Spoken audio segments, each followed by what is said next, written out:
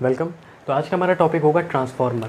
बहुत छोटा सा जनरल सा आइडिया लेंगे क्योंकि इसको काफ़ी डिटेल में भी हम देखेंगे ट्रांसफार्मर को। तो अभी एक छोटा सा एक जनरल आइडिया लेते हैं कि ट्रांसफार्मर क्या होता है। तो बेसिकली ट्रांसफार्मर होता है हमारा एक इलेक्ट्रिकल डिवाइस, और प्रिसाइजली बोलेंगे तो एक स्टैटिक इलेक्ट्रिकल डिवाइस होता है। ठीक है, स्टैटिक मतलब रुका हुआ, कोई भी मोशन इसके अंदर नहीं होता है। अब उससे पहले हम ट्रांसफार्मर से पहले हम ये समझते हैं कि इलेक्ट्रिकल मशीन्स के बारे में। तो इलेक्ट्रिकल मशीन होती है, ये कैसी मशीन होती है? पहले तो दो तरीके की मशीन्स होती हैं हमारी इलेक्ट्रिकल। पहली हो गई हमारी स्टैटिक और दूसरी हो गई हमारी रोटेटिंग। रोटेटिंग के बारे में हम जानते हैं, मोटर हो गया, जनरेटर हो गया हमारा, तो वो बेसिकली हमारा गोल होता है। क्यों? और ये मूव कर रहा होता है। अब क्या होता है, इसमें हमने कुछ सप्लाई दी, कुछ वोल्टेज दिया हमारे मोटर को, तो यहाँ पर हमको कुछ आउटपुट मिला। ये आउटपुट क्या हुआ? यही जो मोशन हुआ, जो ये घूम रहा था गोल गोल, इसकी हेल्प से यहाँ पर कुछ शेफ्ट लगी थी और यहाँ पर हमने कुछ कनेक्ट किया। सपोज़ करते हैं, जैसे एग्जांपल के तौर पर हम ले लेते हैं पंखे को। मीन्स पंखे को कुछ हमने सप्लाई दी, इलेक्ट्रिकल सप्लाई दी, और उसने एक मैकेनिकल हमको मोशन में उसको कन्वर्ट करके दिया। मीन्स ये जो सप्लाई हमारी इलेक्ट्रिसिटी थी, ये यहाँ पर कंज्यूम हो गई, यहाँ पर यूज़ हो गई, यहाँ पर यूटिलाइज़ हो गई। किस काम को करने के लिए? मैकेनिकल काम को करने के लिए। मैकेनिकल एक फिनोमेना जो यहाँ पर हुआ, किसकी हेल्प से? इस इलेक्ट्रिसिटी की हेल्प से। मीन्स ये कंजम्पशन किया इसने यूज़ किया। बट ट्रांसफार्मर जो होता है हमारा, एक ऐसा टिपिकल सा डायग्राम हम ट्रांसफार्मर का देखते हैं। कुछ ऐसा बॉक्सी सा डिज़ाइन होता है, बॉक्स जैसा। ठीक है, ये हॉलो होता है हमारा, ये इसको हम कोर कहते हैं। ठीक है, ये हमारा ट्रांसफार्मर का कोर होता है। तो ट्रांसफार्मर में भी हम कुछ सप्लाई देंगे और हमें वापस से वो सप्लाई देगा। मीन्स यहाँ पर कोई भी कंजम्पशन नहीं हो रहा है, किसी भी तरीके की एनर्जी का इस्तेमाल नहीं कर रहा है अपने लिए। ये इसने तो किया ना घुमाने के लिए, बट ये नहीं करेगा, ये हमें देगा कुछ एनर्जी हमको वापस। अब ट्रांसफार्मर जानने से पहले हम दो चीज़ें समझ लेते हैं, एक फ्रीक्वेंसी के बारे में और एक पावर के बारे में। फ्रीक्वेंसी के ऊपर हमारा एक डेडिकेटेड लेक्चर ऑलरेडी है, आप कार्ड्स में चेक कर सकते हैं। और पावर हमको पता है कि पावर हमारा वोल्टेज इनटू करंट होता है। ठीक, तो ये जो पावर होती है ये हमारी कांस्टेंट होती है। मीन्स पावर यहाँ पर चेंज नहीं होगी। अगर हम कुछ इनपुट में पावर दे रहे हैं, कुछ पर्टिकुलर अमाउंट की पावर दे रहे हैं, उतनी ही पावर हमारी आउटपुट में मिलेगी। It means P input P output के बराबर हो जाएगा। ये ट्रांसफार्मर का पहला प्रिंसिपल है। और दूसरा प्रिंसिपल है, फ्रीक्वेंसी को ये नहीं बदलता। मीन्स सेम फ्रीक्वेंसी पर ही ये देता है हमको। कि जैसे हमारे घरों में 50 हर्ट्ज़ की फ्रीक्वेंसी आती है, तो ये 50 हर्ट्ज़ पे ही हमको आउटपुट भी देगा। अब ट्रांसफार्मर का इस्तेमाल हम कहाँ करते हैं, क्यों करते हैं, या हम इसके बारे में क्यों पढ़ रहे हैं, ये जानने वाली चीज़ है। तो हमें पता है कि जैसे सपोज़ करते हैं हमारा जो जनरेशन होता है, जहाँ से हमारी पावर को जनरेट किया जा रहा है, बनाया जा रहा है, या ट्रांसमिशन लाइन से उनको भेजा जा रहा है, तो सपोज़ करते हैं वो 33 kV मीन्स 33,000 वोल्ट पर हमको सप्लाई मिल रही है। मीन्स ये सप्लाई हमारी 33,000 वोल्ट पर आ रही है। बट हमने यहाँ पर मोटर लगा रखी है, और मोटर हमारी सपोज़ करते हैं कि कुछ 300 या 200 वोल्ट पर ही सिर्फ काम कर रही है। अब क्या होगा? क्या हम 3,300 इसको टोटल 33,000 यहाँ पर केवी दे सकते हैं? क्या 33,000 वोल्ट यहाँ पर दे सकते हैं? नहीं दे सकते हैं। उस केस में क्या होगा? ये जल जाएगी।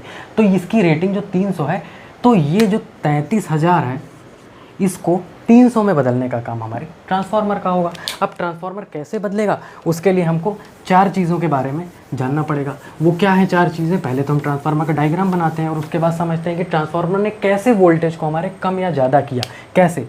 ये VI तो उसमें कांस्टेंट था। मीन्स V इनपुट और I इनपुट बराबर V आउटपुट और I आउटपुट था।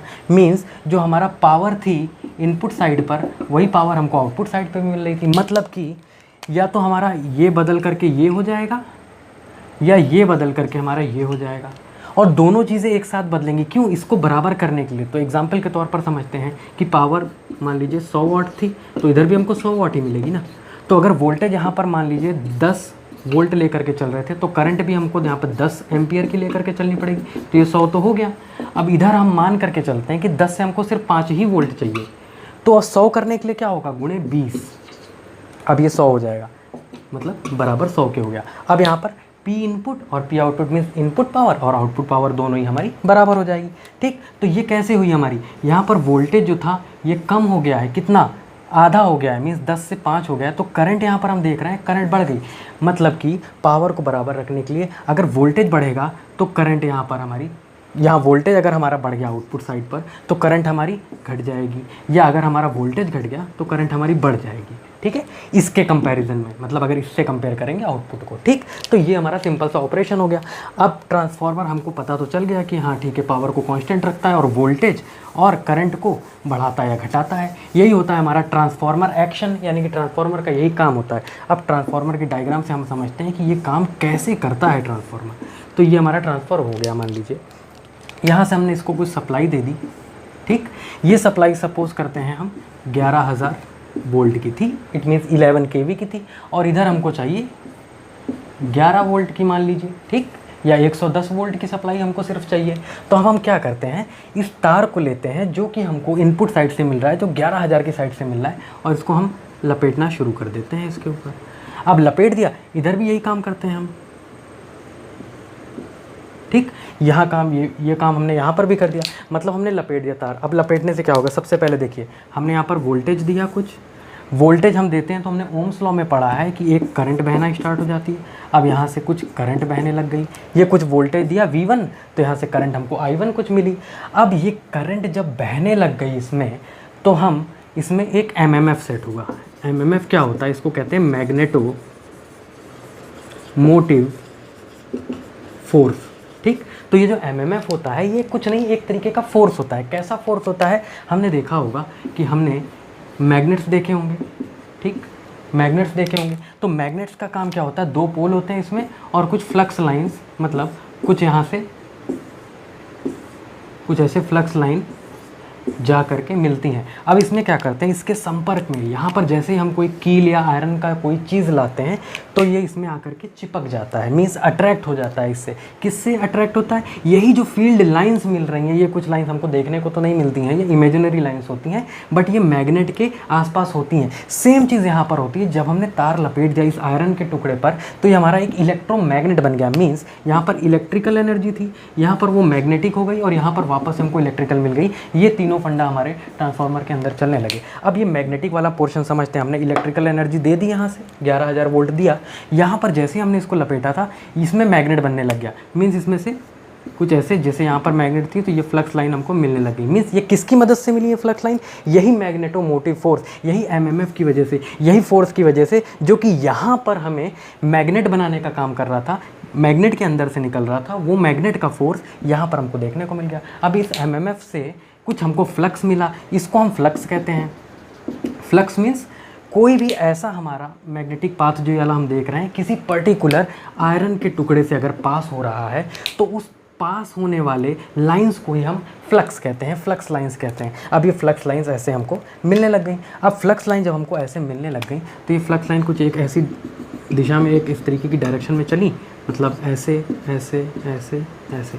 इसने पूरा अपना पाथ एक करंट की तरह, जैसे करंट एक तार में बहता है उसी तरीके से फ्लक्स एक मैग्नेटिक कोर में, एक मैग्नेटिक मटेरियल में या किसी आयरन के पीस में इस तरीके से जैसे यहाँ पर है उसमें बहता है। अब ये बहा तो इसकी वजह से एक म्यूचुअल इंडक्शन हुआ। इंडक्शन हम जानते हैं, इंडक्शन मतलब कि जैसे कोई भी चीज़ हमारी रखी हुई है या कोई भी मैग्नेट था और यहाँ पर कोई कील रखी हुई थी, तो जैसे ही इसके संपर्क में आ गया ये कील, तो यहाँ पर क्या हो गया, एक इंडक्शन होने लग गया। क्या इंडक्शन होने लग गया कि आपस में दोनों चिपकने लग गए, मतलब ये भी एक तरीके से मैग्नेटिक प्रॉपर्टी शो करने लग गया।